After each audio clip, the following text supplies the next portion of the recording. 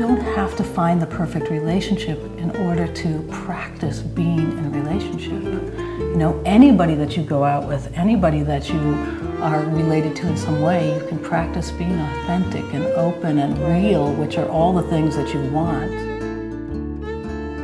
My guests today are Joe Dunn and Molly Apple, a couple who are lovers, best friends, teachers, messengers for people looking for their soulmate. Welcome to the show. Thank you very much. You wrote a book called The Soulmate Experience. We did. And you are trying to tell people that it's easy to find your soulmate. We're trying to tell people that it's a lot easier to have a deeply connected relationship than we may have been thinking. It's just that, you know, it takes personal work. And as opposed to going out there and finding it, when you go inside and open yourself up to it, it's almost a magical process of it's way more available than you thought it was. Okay, so lots of people watching, they're saying, I don't believe that. I haven't dated somebody for 20 years. What do I have to do to meet my soulmate? What would you tell them? Well, first for me, what comes up is the idea that there's one soulmate. That's very limiting to me. You know, I feel like I've had soulmate experiences since I was very young with very many people. And the idea of looking for it in a particular form, the one we're given in the movies, the one we're given by our parents, it may not come in that form. It may come in a different form. I want to be able to recognize it. So I'd rather look for a relationship with soulmate potential than look for my soulmate. And how do we define such a relationship? Could it be a 3-week relationship with your soulmate? Is that, or does it have to be 30 years? It could be 3 weeks. It could be 3 weeks, right? Sure. That changes your life. 3 weeks that goes to the heart of your being and changes everything about you. Yeah, would you call that a soulmate experience? I would. So what we're talking about is the quality. The quality of the connection, which makes it into the soulmate experience. It's the quality, the depth on all levels, being connected to this person, whether the relationship lasts 3 weeks or 3 years or 30 years. And granted, most people are looking for something that's longer term than 3 weeks. Yes. But what we are not... Losing my words here.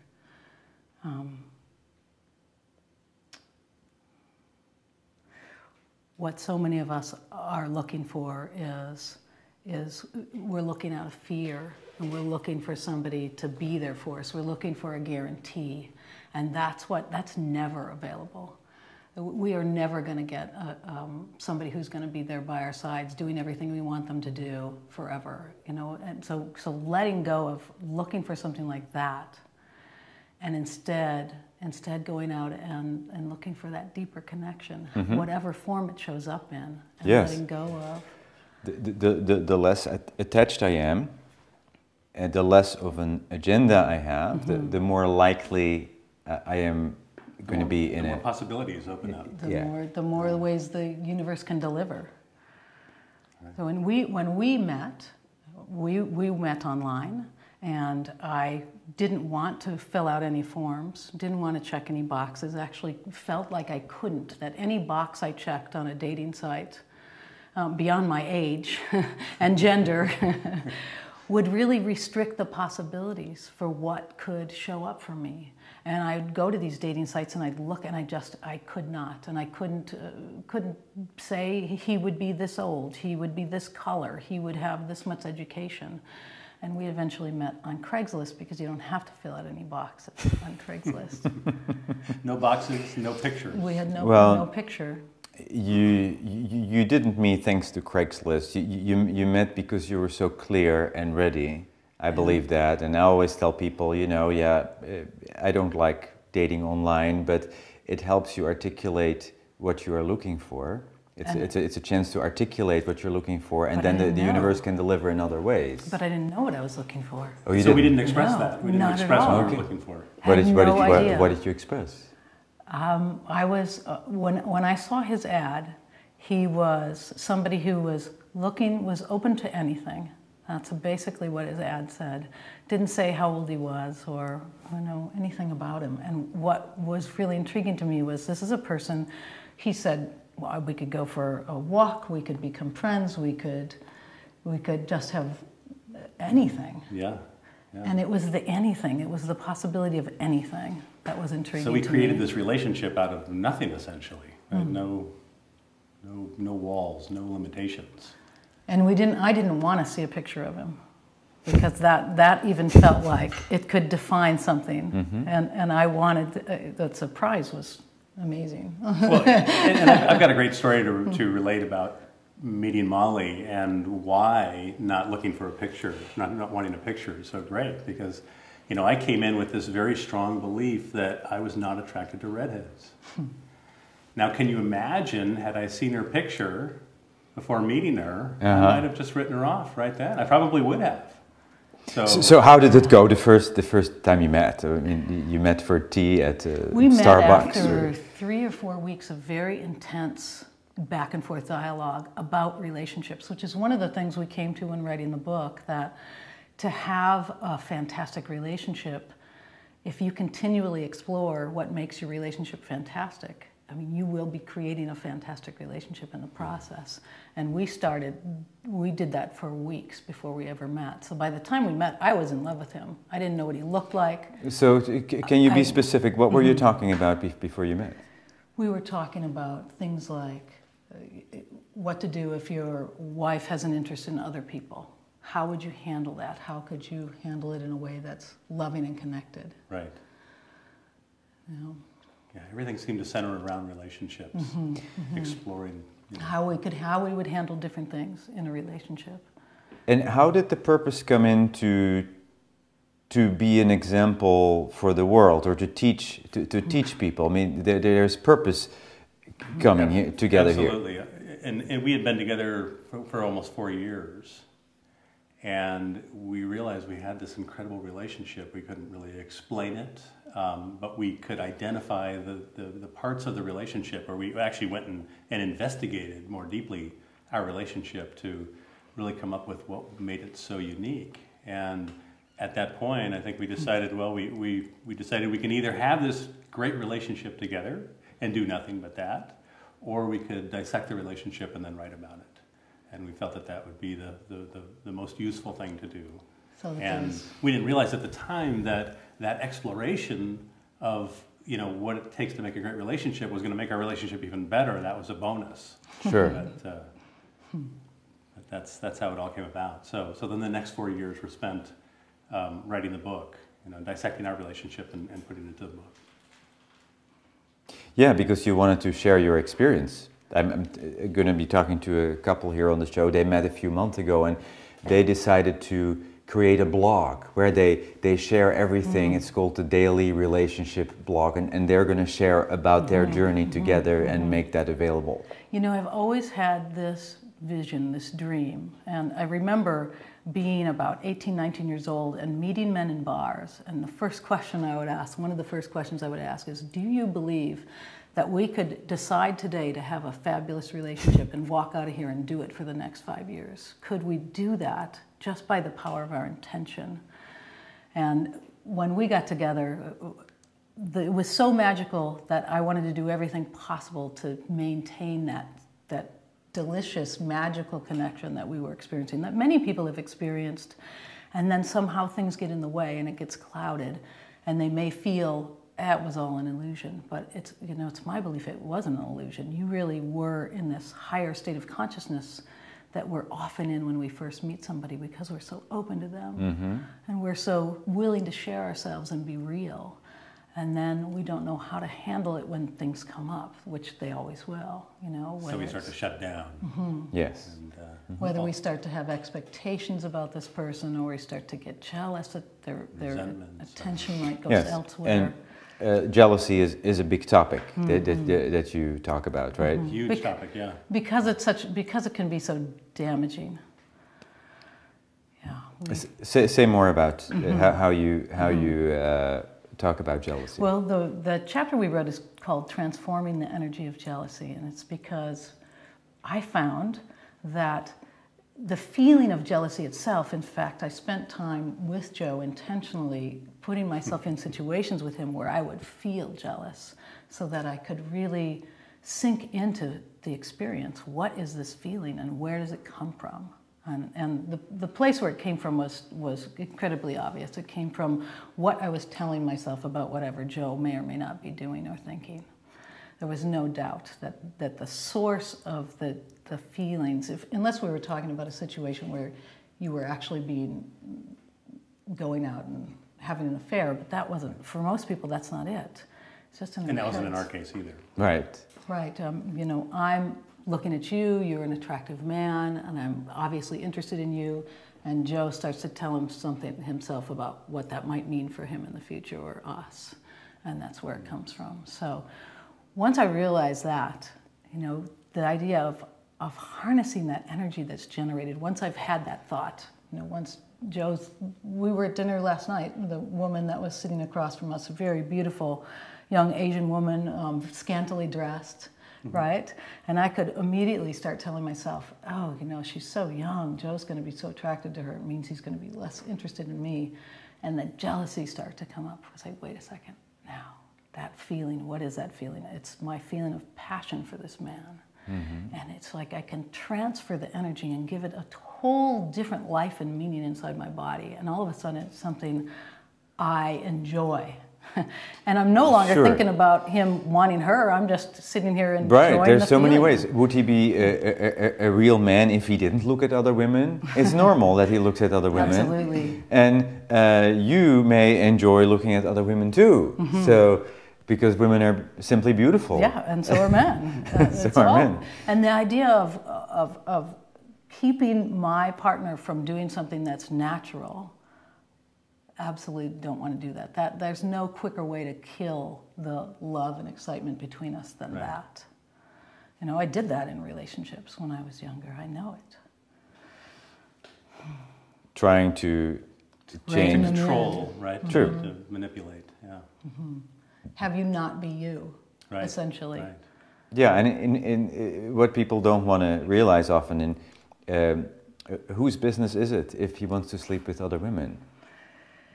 Yes, that is true. And I would have to make a decision of whether I wanted That to works be in for a you. relationship Yes, right. with that. You know, I wouldn't try to stop it because I don't want a partner who's reluctant to that. You know, I wouldn't try to stop it because I don't want a partner who's reluctant to be with me. But I would have to see whether that was something I could work with. You know, it may or may not be something I could work with. I'm assuming that in the future, I would be more, as I evolve and become in a place where I want for my lover everything they want for them. I can imagine myself getting to that place one day where I no longer make it about me. I certainly could imagine him making love to a woman at my request. I imagine the scenario where my best friend has been widowed and hasn't had sex in 3 years because she spent the last 3 years taking care of her dying husband and comes to me and says, I can't ever imagine having a relationship again. And what I'd like to, but I can't imagine it. And I can imagine asking him if he would, you know, help her and having that be a very loving thing. Sure. You know, so. Jealousy can make your relationship better? Is that... I think your approach to it makes all the difference. Absolutely, yeah. I mean, I'll give you an example of going back to this beautiful Asian woman that was sitting across from us from dinner, or any woman that I might find attractive, you know, in Molly's presence, is that her allowing, you know, that to occur, my feelings for this woman to... Wait, you had feelings for that woman? Yeah, you bet. Yeah. her allowing that. The interesting thing is, it makes Molly so much more beautiful to me because I'm not having to restrict my behavior. Yes. You know, I'm not having to do this surreptitious look and then look away and see if I've been caught in the act of looking. And you know, there's none of that that occurs. Yes. So I find her so much more attractive and beautiful because she does say, hey, you be you. You know? And if you find her attractive, look and smile. You know, it's a wonderful, wonderful thing. Another topic we want to talk about is leapfrog, and this is your concept, right? So this, the way I understand it, is that your partner is also your best coach. Your partner can really see your full potential and can help you unlock your potential better than anyone else. Right. Yes. If you really connected, then you can coach your partner better than anyone else. With their permission, yeah. Yeah. Yes. Yeah, it's not unlike the children's game of leapfrog, right? Where one kid is on the ground and the other person puts their hands on his back and jumps over them. It's a very similar thing because, you know, we're all evolving at different rates. We're evolving at different rates than our partner. And in some cases, we might be more involved in one area, they might be more involved in another. So it's a case of if I'm more involved than Molly in one area, I'm going to offer her my back so that she can put her hands down there, find solid footing, and jump right over me to that more evolved place. So an example might be, you know, when we got together, I had an idea about myself that my feet were too big and my breasts were too small. And I remember so specifically the times that I actually told him about these on two different occasions. One was we were standing together and I noticed that my shoes were larger than his. And the idea that my feet were larger than his just came. It was all I could see. And in those times with him, I confess. We do what we call confession. I've just got to tell you. I don't want to hold anything in with you, so I'll tell you about it. And the minute the words were out of my mouth that I thought my feet were too big, he went into this healer mode. And that's another part of leapfrog, is helping your partner heal these small thoughts or ideas they have about themselves. I mean, that night he made love to my feet, and I have never thought they were too big since then. I can't even remember feeling that way. What exactly did you do? I made love to her feet. No, it wouldn't be the same next time. But it was great fun. And very healing. And got me to see them outside of my conceptualization of them, outside of trying to compare them to anything. When they're just my feet all by themselves, they can't be too big or too small. It doesn't even have any meaning. And that's where he took me also with the breasts. I mean, when I was young, I thought bigger breasts were better.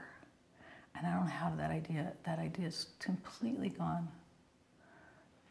And what's wonderful about healing yourself and healing your partner is not only do you have this incredible gratitude to them for that gift, but everybody else looks more beautiful too. Yeah.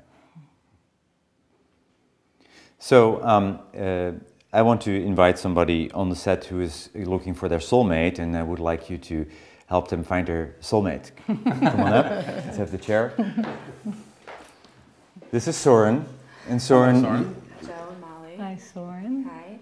I've been, creating lists upon lists, and then as I develop as a person and grow, I then, change those lists and are crossing things out constantly, and then re-adding to the point that I've created this person in my mind who exists, almost in a real sort of way. I think about this person to try and manifest him, solidify him all the time, where I start to see this person in my dreams, and I start to really feel like I'm in a relationship, And so a couple months ago, I thought, I need to break up with this person, or else I'm never going to meet a real person. It's always just going to be me and, this image. So I'm wondering if I'm not creating a list and I'm not trying to manifest all the qualities I think that I want, what can I do? What would happen if you threw away your list and went out into the world with no list at all? Yeah, I think we believe that the more things on your list, the less likely that you are to find your soulmate. Yeah. Which is a purely logical perspective, right? If I had decided that I needed to meet somebody with a college education, this man doesn't happen to have one. Especially if I'd narrowed it down to, well, I have a master's degree, so they have to have a master's degree. That would narrow it even further. Just in a logical sense, the more requirements we have, the less likely we are to meet people with what I like to call soulmate potential. Yeah. So you have a list. What is your actual experience of the men that you encounter and that are potential dates? Well, because I have not met this person, you know, or maybe they have two of the qualities but nothing else, I will have, you know, some sort of casual relationship, maybe give it a try, but it hasn't really, it's never gotten past, you know, a couple dates. Or, you know, maybe more than a few weeks, because once I realize that they're not this person, they're not living up to what I created, then I'm no longer interested. And I'm suspecting that you are not fully sharing yourselves with any of these people. Right. In which case you could never determine whether that quality of connection was truly possible with them. Right. I do feel somewhat unavailable and try and push people away. It's almost like you're hiding behind that list. Right. And another point to bring up from listening Good point. to the show is that I feel that the list that I've created is they're really labels, you know, and so when I get into meet someone that I'm interested in, I'm starting to share these things about me, you know, I am this, I am that. So they're really just labels I'm sharing, right? And then once you define yourself in terms of labels, then it creates this like rigid box where you feel like you can't change and grow, and that I would be doing that for that exact same person. But the funny thing is, like I said, the list keeps changing and evolving.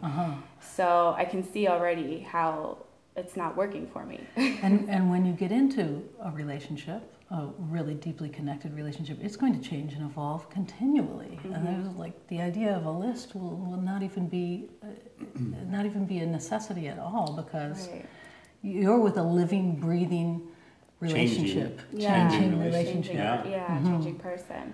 So, okay, so from there, another question I had for you is... So first you're going to wipe the list clean, right? Okay, the list is wiped clean, okay? I want to be clear about that. So, no list.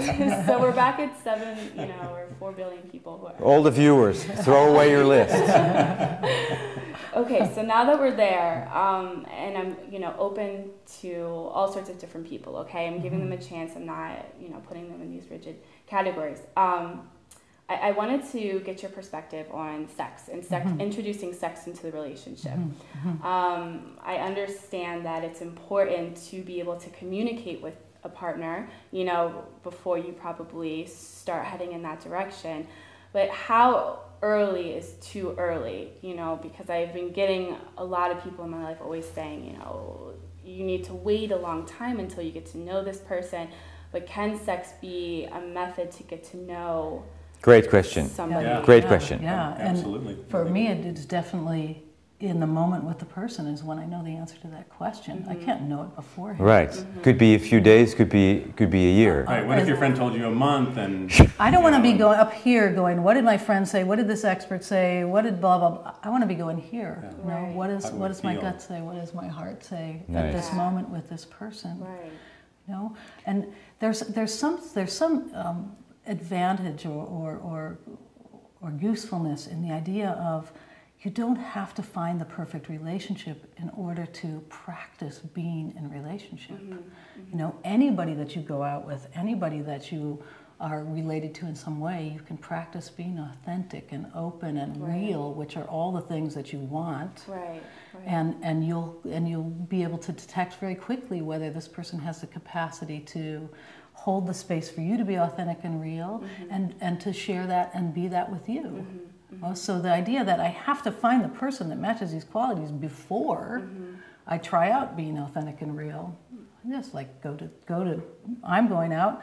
I'm meeting people, and my intention tonight is be authentic and real with every person I meet. Okay. Be the right person. Be the right We person. definitely talk about being the one instead of finding the one. And when you go out and you're the one, it's almost like the soulmate experience. And then what I really like about what you say is that to not have this list, if you really think about the idea of not having a list and be open to the universe bringing you something that you could not expect, that you could not predict or figure out.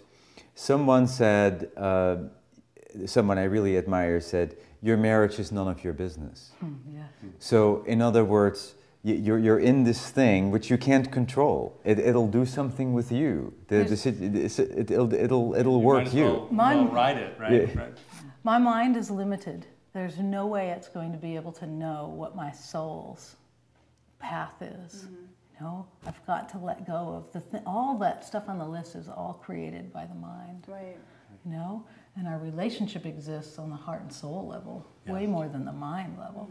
So did you get your answer about sex? That's yes, you can use sex. Yeah, if you're listening to your body and then being in the space where you can be authentic and not have to play a role or be someone that you're not. You know. You'll know. Yeah. Right. You'll know in your heart. If you ask here, instead of any of those experts, including us, don't ask us. Yeah. No, ask you. Yeah. I think there's also a question like, what if, you know, I'm not meeting this life partner. Can I have sex? Can I connect with people even though I think it may not go anywhere, or I really don't know? Absolutely. Yeah. It's great practice, right? For when you do meet that person. And in that way, it does go somewhere, right? If I'm there being authentic with you, deciding to have sex with you because I want to practice being authentic and real in a sexual relationship, then it goes somewhere for me. I learn through that. You know, and I take that to my next experience. A teacher who we acknowledge in our book, Michael Naumer, and they used to talk, he and his wife used to talk about being lab partners, right? We're just going to come together, we're going to be lab partners for, you know, this exploration so that we can both learn and grow in this process of the relationship. Lab partner, like a practice partner. Exactly. Yeah. Lab Okay. partner. Yeah. So we may not feel like we have the potential to be long-term partners, but we're not dating anybody else, so we're going to spend some time together being real. Right. Yeah. And getting better at relationship so that I'll be ready. Yeah.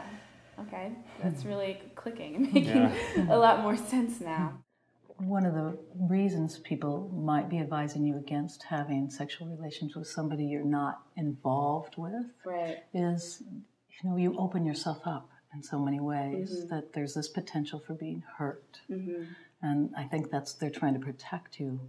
But if every step you take with that person, you're feeling whether you're feeling truly connected to them and can really communicate what your experience is, you know, whether you have fears around sexuality or you know, that you're feeling quite drawn to them and want to have sex with them but are worried that you might get hurt and all this. If you can really talk to them about that and feel that there's deep communication, then you can walk the path of that and feel you can actually be healed through it with somebody that you may not be with for the next 3 years or 6 months. You know, you could still have a healing sexual experience without it being a long-term relationship. Right.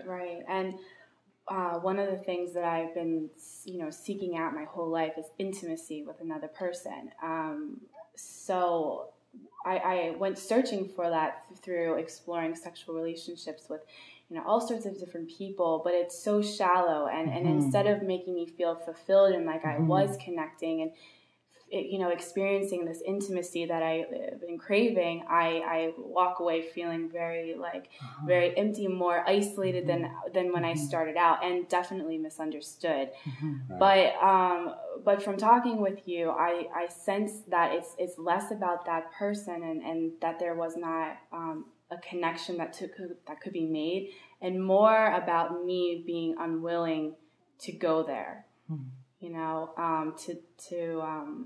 to go to a place of deep intimacy, you mean? And to even being uncomfortable with trying to be authentic, you know, always trying to be something, trying to be that person that I think that they want, you know, in order that's not the same thing, that's different. Being pleasing and trying to be what they want is different than being authentic and speaking your mind. Exactly.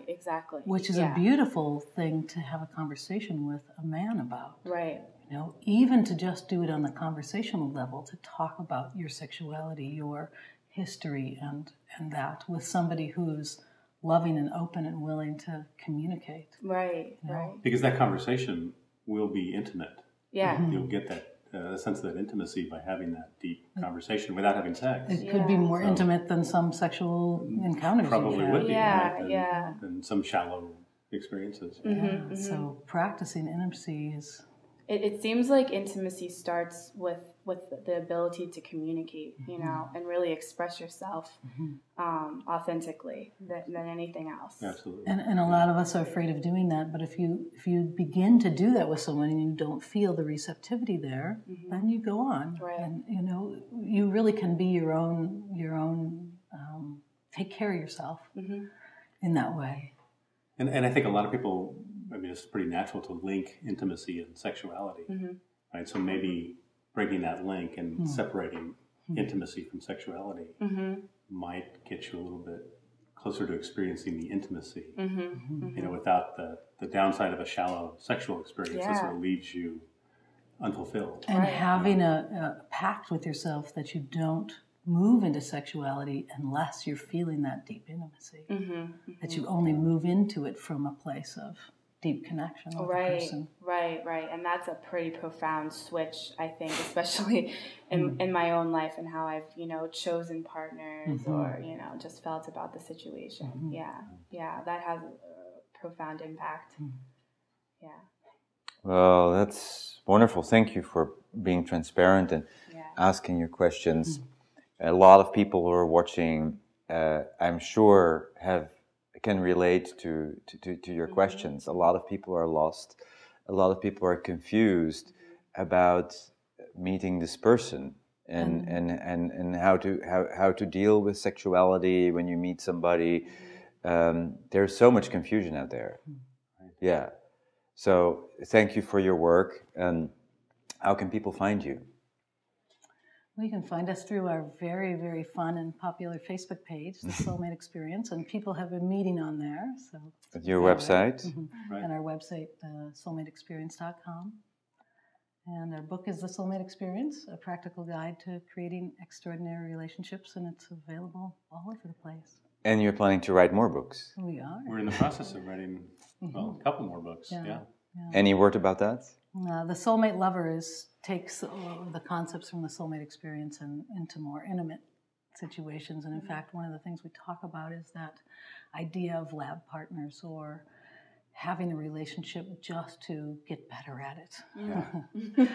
We need practice, right? Most of us need practice at relationships, given our models that we grew up with. Right. What's hot for you? What's hot for us? Yes.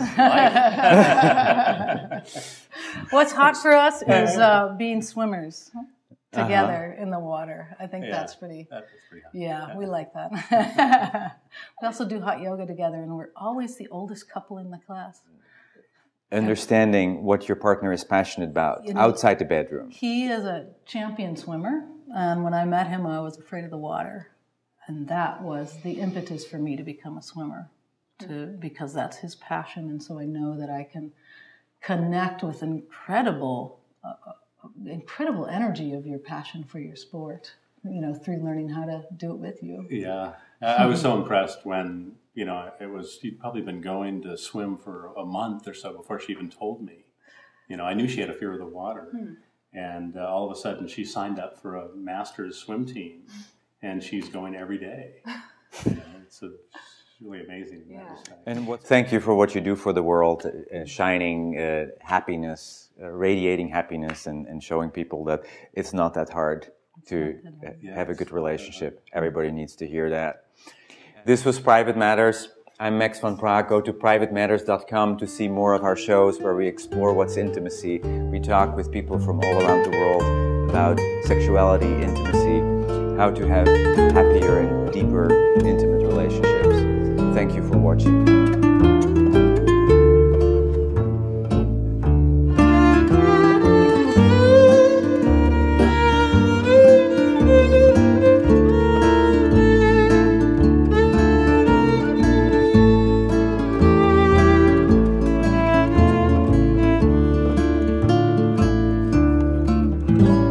Cinzento, porque chovia, todo o céu que me cobria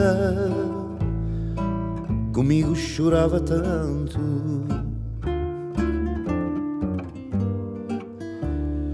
Mas ali à minha frente, afastado e tão presente,